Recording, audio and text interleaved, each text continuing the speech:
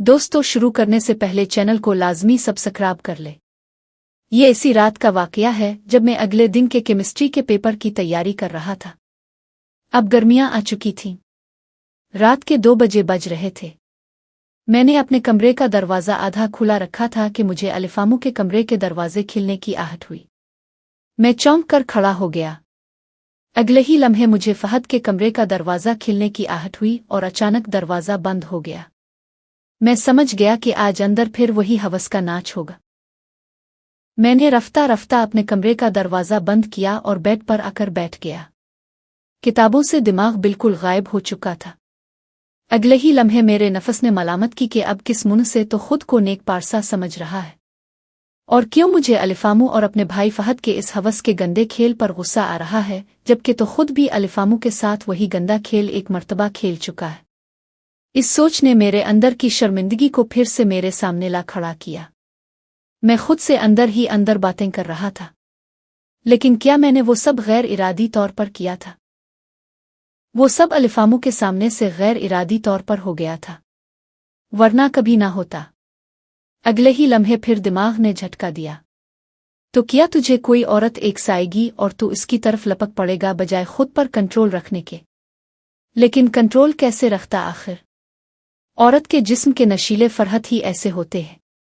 इसकी अदाएं और चढ़ाइयां अच्छों को नेक पारसाओं को भी बना देती है। एक तरफ शैतानी दिमाग मुझे मेरे किए पर हौसला दे रहा था कि जो हुआ अच्छा हुआ। दूसरी तरफ मेरा पारसा दिल इस सोच पर गालिब आ रहा था कि जो हुआ बहुत ही बुरा हुआ और नहीं होना चाहिए था। वो पहला और आखिरी गुनाह था। अब तुझे तौबा करनी चाहिए और दोबारा ऐसा गंदा काम नहीं करना चाहिए। मैं खुद को दिलासे भी देने लगा और खुद को डांटने भी लगा। मैंने किताब उठाकर साइड में रख दी। रात के 2:30 बज रहे थे।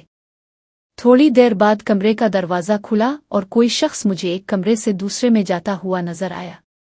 मैं समझ गया कि अलिफामू अब अपनी ज़रूरियात मिटाने के बाद अपने कमरे में चली गई है।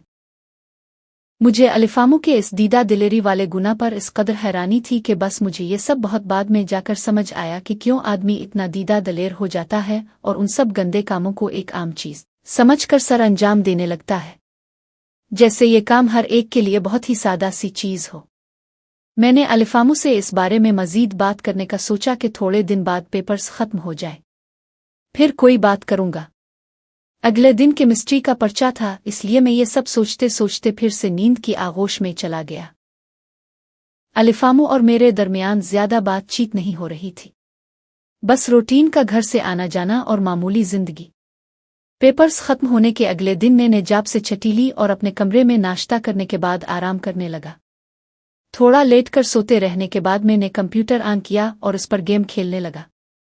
मैं गेम खेलने में मगन था कि मेरे कमरे का दरवाज़ा खुला। मैंने मोड़कर पीछे देखा तो अलिफामू कमरे में आती हुई नजर आई। मैं आगे मुड़ कर के फिर से गेम खेलने में मगन हो गया।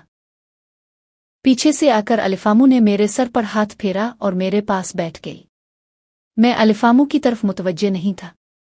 अलिफामू ने ही बात शुरू की। राफिया, पेपर कैसे हुए तुम्हारे सारे?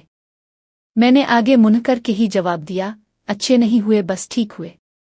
अलिफामू के साथ इस दिन हुए वाकये के बाद पता नहीं क्यों मेरी जुबान से उनके लिए अलिफामू का लफ्ज़ नहीं निकल रहा था और अब मैं हाँ में जवाब देने लगा था।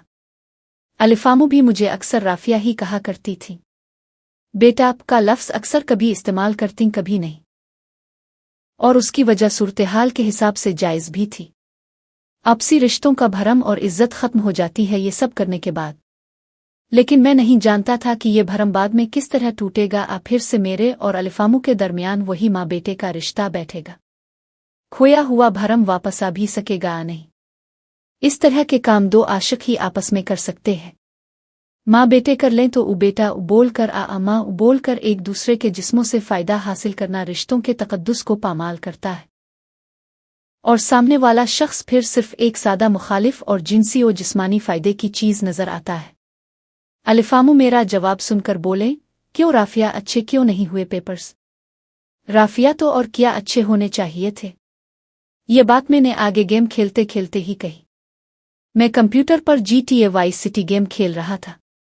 इस वक्त ये गेम नई नई आई थी और उसका दौर दौरा था। फिर मैंने कहा कॉलेज के बाद सदा काम पर जाओ, फिर रात को थका हारा घर पर आओ, पढ़ने का टाइम ही कहाँ मिलता है। अलिफामू ने मेरा ये जवाब सुनकर कहा, तो राफिया, अपनी पढ़ाई का नुकसान मत करो। मैंने पीछे गर्दन घुमाकर अलिफामू की आंखों में देखा और इस्तफसार से पूछा, तो क्या जॉब छोड़ दूं? ओ बैठा, पढ़ाई का नुकसान भी तो होगा। राफिया है तो खुद का खर्चा भी तो चिल्लाना पड़ता है। क्या करूं अब?